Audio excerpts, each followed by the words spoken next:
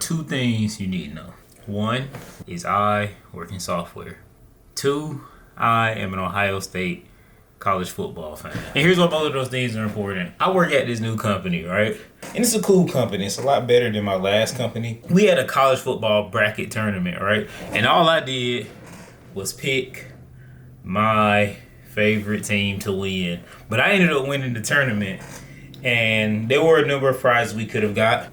One of which being a pair of AirPods, which maybe I should have chosen considering the fact that my AirPods have now been washed and do not work. 2 was a pair of Beats headphones. 3 was a MetaQuest. And 4 was a $250 Best Buy gift card. Which is ironic considering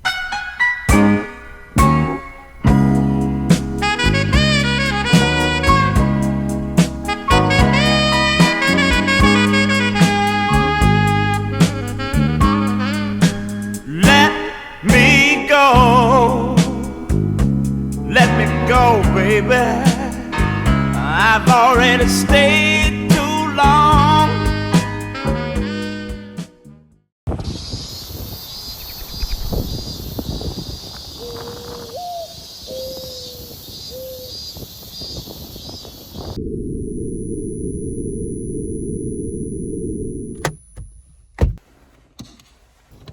Those of you who have watched my old videos or at least know me in real life know that I work in software.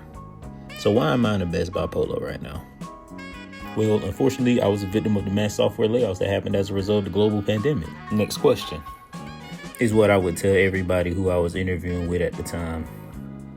But the truth is, I thought I was doing pretty good as a software engineer until... Hey, Desmond, I know we're approaching the end of the day, but there's an important conversation we need to have. Says my manager at the time, who was actually on PTO. He got off PTO just to tell me this.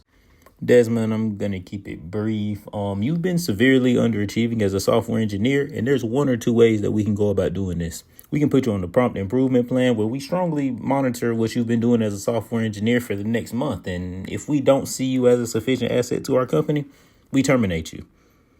Or we can do the prompt exit plan in which we go about mutually splitting. We give you 2 months of severance and we go about our ways.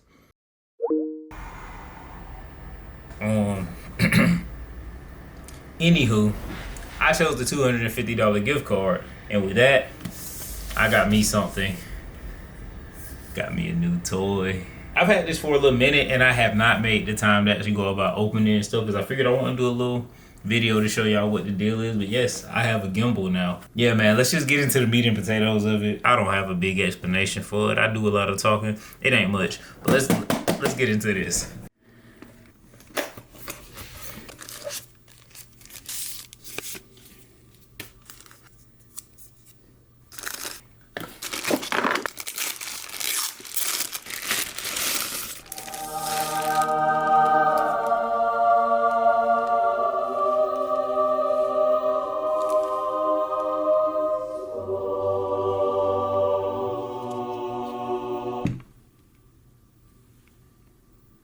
Okay, so in the box was, of course, the gimbal, a mini tripod stand, I guess used for standing the gimbal up and such, the quick release plate, which must be this little, it connects to the bottom of the camera so that you'd be able to actually connect it on and off. Of course, the camera control cable, the charger, and some screw kits, I guess, to connect the quick release plate to the actual camera screw that comes on the bottom of the camera. Okay.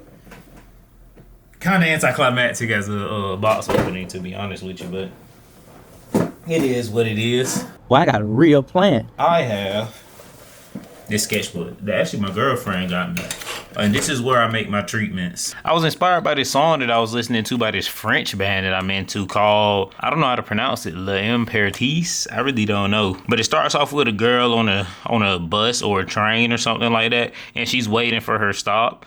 And it's going to be one of those match cuts where you see the bus actually go in front of the screen. This is her actually on the bus or train, and you see her staring pensively off into the distance. I actually intentionally want there to be white space in this area to show that we're moving in that direction. We then cut to a shot of seeing what's in her lap. And basically, it's a card that she has for her man. Can y'all see that?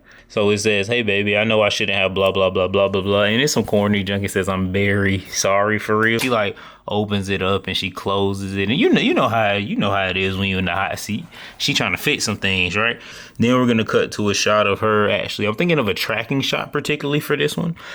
She's gonna walk past a car that she doesn't exactly recognize, and here's where it begins to sync with the song, right? So this is a music video, kind of, you know what I'm saying? It's more of a short film, but it's synced to music. The music sounds, the instrumental that is, sounds inquisitive dang near, and the singer's like, "But the abyss is my business." And right here, that's where this shot happens. It's gonna be a very close-up shot with very strong bokeh or background blur, where you see her looking at it like, what's this car here at his spot for real? What's going on, right? The music says, "Look at me, I'm obsessed, blah, blah, blah, blah, blah, blah, blah, distressed." I don't know all the lyrics. She's like starting to tweak a little bit now, basically. She's tweaking because like, who is this unidentified car here? Who is this you with, basically, right? So then he finally cracks the door. The song gets starting to pick up as well. The door gets slammed on her, and of course she's upset, like, wouldn't you? But basically he slammed the door because honestly he was caught up, and also she had him all the way bent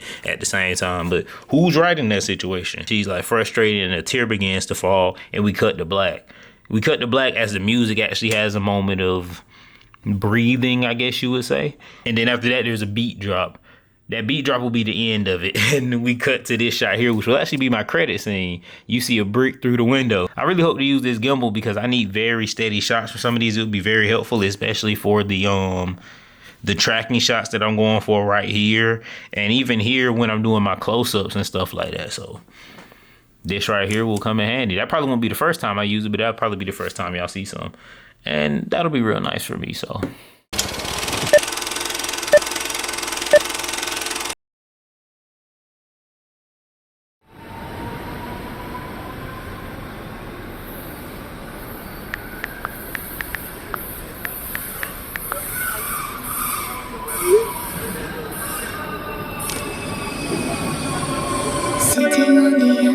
So I decided against the mask cut and decided to use a match cut. I think it did a better job of showing how in her head that she particularly was. I think for a lot of people, when they go through any type of emotional turmoil, that when they recount the situations, everything feels like a blur. So I was able to kind of show that with the mask cut simply because she's focused on making her relationship better. She's focused on maybe forgiveness or some type of reconciliation between the two. So she goes from sitting at the stop thinking about what's going on in her relationship to sitting on the train and thinking about what's on her relationship. You know what I'm saying? My initial idea was to shoot this on the bus, but whenever I switched to the MARTA train station, that whole mask cut idea kind of just got more difficult, and they was tripping about shooting at the MARTA station. So it was a whole thing. So I just had to make do with what it was. But I think the match cut was actually really good. So anyway. Brush your tears on your blue dress, but in all this mess, nobody could care less. I read in your eyes that you are ready to blow something deep inside that you don't want us to know. The abyss is my business. Here we are building the suspense, kind of. It's revealed to the audience that she is trying to say sorry for something that she's presumably done wrong with her card and the bear and all that stuff. But as she's headed there, she gets a text that says, "Wait, what?" So now as the audience, you're like, oh, he was not ready for her to show up. And why is that? At the same time, shortly after, she recognizes another car there. And I tried to do my best to make the car seem as though it was another woman's car. I used a Corolla, which is a little more feminine of a car, if I had to guess. No shade to Sam, the guy who actually drives the car. I put like a pink pillow and some lip gloss in the dashboard to kind of show it.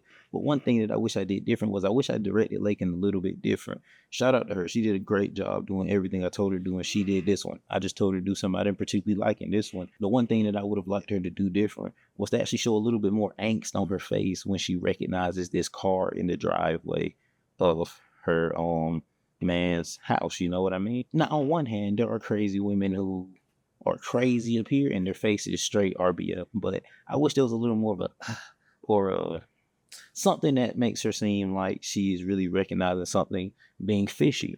But it's not the end of the world. I just, as me nitpicking as I look back over it again. Another thing is when I shot the over the shoulder shot where she flips from looking at her phone to knocking on the door. I, the shooter, am actually in the reflection of that window. But I try to do my best in After Effects. I spent hours, I really played myself, spent hours in After Effects trying to make my reflection not be so noticed. And it honestly looks bad in the final draft. I hate it, but I don't think anybody else has noticed. I showed it to people and just didn't tell them.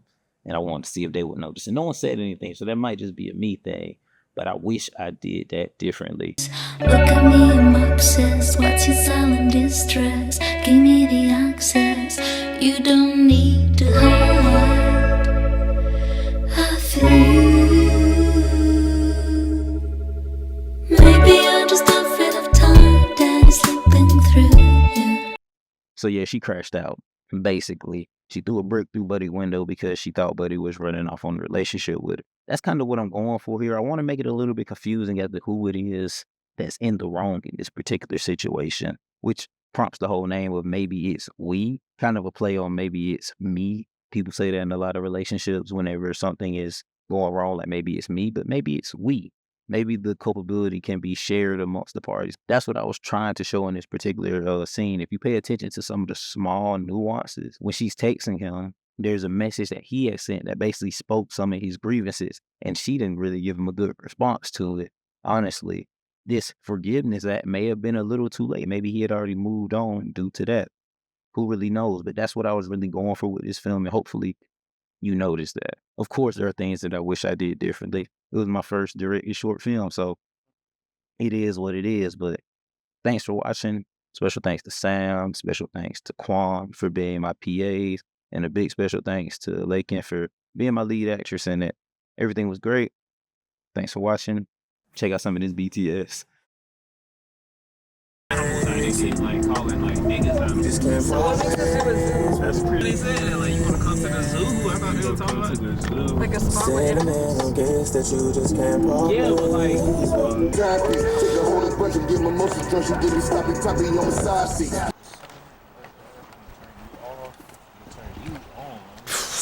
It's the staff of light, bro. You gotta pose like that. oh yeah, thank you for telling me. Cut the camera. That's crazy. Dead So what we got going over here? It just put itself in sleep mode because I forgot to unlock it before I turned it on, but it should fix itself once I press this button right here. Yeah, man, so we're about to do our last shots, but they're really our first shots for this shoot. These are the train shots where she's headed to her man's. That's all.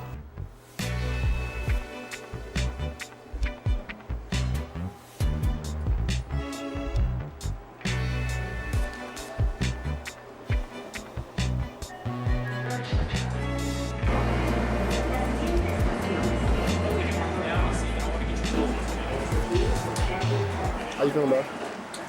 I'm feeling pretty good, actually. Like, things are going good. The sun came out decently. We did BTS and everything, so that was nice. Yeah, but I'm feeling good, man. What did you just do? Crucial process. The inherent want to kick in. I unlock everything before I try to calibrate it and break it a bit.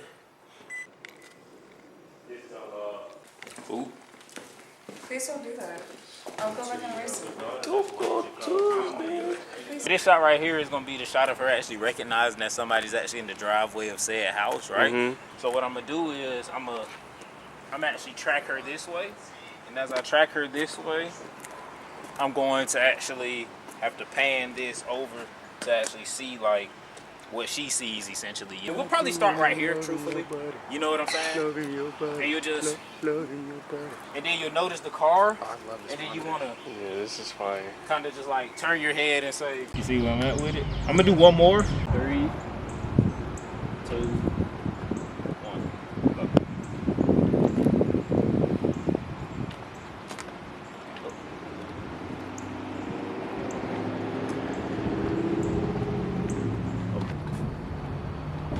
And go.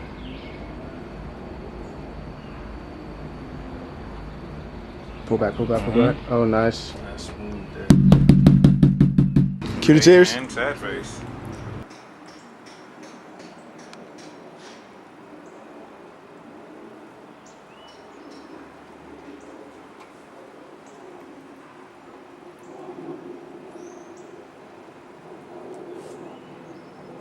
on it. 3, 2, 1.